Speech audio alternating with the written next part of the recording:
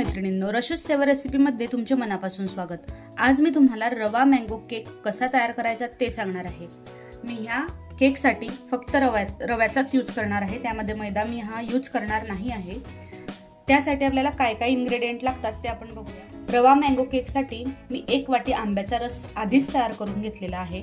त्यानंतर 1 वाटी साखर, 1 वाटी दूध आणि त्यामध्ये थोडी मलई ही घातलेली आहे। त्यानंतर गार्निशिंगसाठी थोडे बदामाचे तुकडे, 1 वाटी रवा आणि ह्या वाटीच्या अर्धा वाटी इथे गावरानी तुपाचा मी वापर केलेला आहे आणि हाफ टीस्पून बेकिंग सोडा आणि हाफ टीस्पून बेकिंग पावडर। आता आपल्याला ह्या रव्याला मिक्सर मधून फिरून घ्यायचे आहे।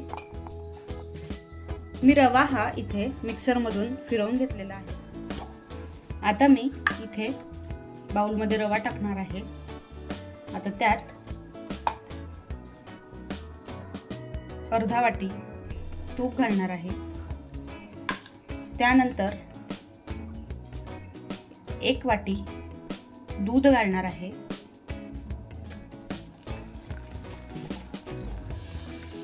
आता साखरही आपण मिक्सर मधून फिरवून घेऊया।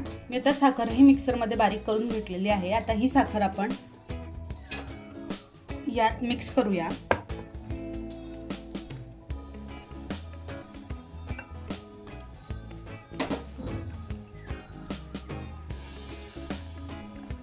यामध्ये लम्स राहायला नको याची आपण काळजी घ्यायची आहे आणि ते व्यवस्थितरित्या आपल्याला मिक्स करायचं आहे। आणि आता आपण हे 10 ते 15 मिनिटांसाठी असंच राहू देणार आहोत। मी इथे एक मोठी कढई घेतलेली आहे आणि त्या कढईमध्ये मी एक रिंग ठेवलेली आहे आणि त्यावर मी हे केकचं भांडं ठेवणार आहे आणि त्यावर अशा प्रकारे मी एक झाकण ठेवणार आहे। ते झाकण पूर्णपणे व्यवस्थित कव्हर झालं पाहिजे, म्हणजे त्यातून गरमी बाहेर जायला नको। मी इथे ह्या भांड्याला बटर अप्लाय करून घेतलेला आहे आणि त्या आकाराचा एक कागद मी कापून घेतलेला आहे। तुम्ही बटर पेपरही इथे वापरू शकता। आता यावरून परत मी थोडं बटर अप्लाय करणार आहे। ते व्यवस्थितरित्या पसरवून घ्यायचं। आपल्याला हे केकचं भांडं या कढईमध्ये ठेवायचं आहे।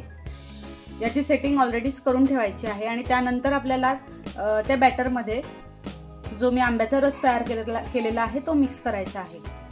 आता बॅटरला 15 ते 20 मिनिट झालेली आहेत। आता आपण त्यात बेकिंग पावडर आणि बेकिंग सोडा व्यवस्थितरित्या मिक्स करणार आहोत आणि लास्टला त्यामध्ये आंब्याचा रस आपल्याला ऍड करायचा आहे।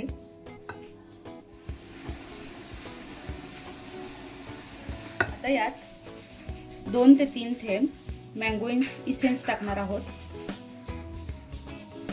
आणि व्यवस्थितरित्या त्याला मिक्स करणार आहोत। आता हे व्यवस्थितरित्या मिक्स करून झालं आहे। आता आपल्याला हे बॅटर केकच्या भांड्यामध्ये टाकायचे आहे। आता आपल्याला बॅटर भांड्यामध्ये टाकायचं आहे। आता त्यावर छान पैकी असं केसर आपण टाकूया आणि त्यानंतर बदाम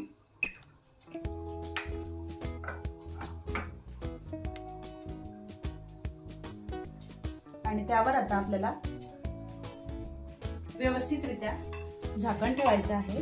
त्यावर झाकण ठेवायचं आहे आणि गॅसची फ्लेम ही कमी ठेवायची आहे। झाकण अगदी व्यवस्थित ठेवायचं, जेणेकरून हीट ही बाहेर निघायला नको। केकला तयार होण्यासाठी 20 ते 25 मिनिट आपल्याला इथे लागणार आहेत आणि गॅसची फ्लेम ही कमीच ठेवायची।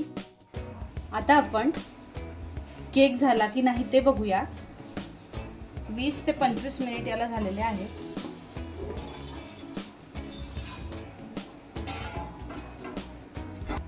आपण आता केकला चेक करूया। मी ते टूथपिक टाकलेला आहे। जर का तो स्वच्छ असा निघाला तर आपला केक हा पूर्णपणे शिजलेला आहे। केक हा पूर्ण शिजलेला आहे। तुम्ही बघू शकतात की यातली टूथपिक ही क्लिअर निघालेली आहे। आता हा केक खूप गरम आहे, त्यामुळे आपण थोडा वेळ थांबूया आणि नंतर त्याला यातून बाहेर काढूया। केक आता थंड झालेला आहे। आता आपण याला काढूया केक अगदी मँगोचा जसा कलर असतो ना त्याचप्रमाणे दिसतोय। पिवळसर असा त्याला रंग आलेला आहे। आपण त्यामध्ये कुठलाही कलर यूज केलेला नाही, त्यामध्ये नॅचरल जो आपण आंबा असतो ना त्याचाच कलर हा आलेला आहे। आता आपण बघूया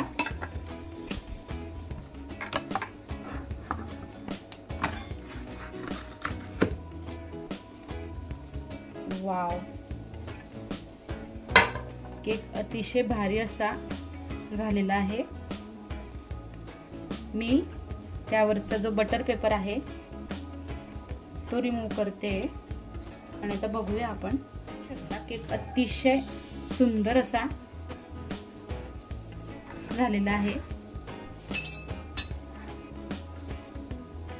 केक हा खूपच सुंदर दिसतोय, तसंच खायलाही तो खूपच छान लागणार आहे। आता आपण त्याला कट करूया।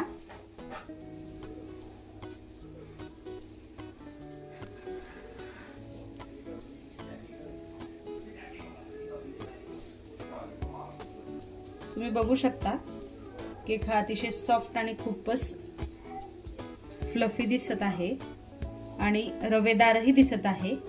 तुम्ही ह्या रेसिपी प्रमाणे घरी केक करून बघा, नक्कीच तुम्हाला खूपच आवडेल। तुम्हाला जर माझी ह्या केकची रेसिपी आवडली असेल तर प्लीज माझ्या चॅनलला लाईक, सबस्क्राईब आणि शेअर करा। Thank you for watching.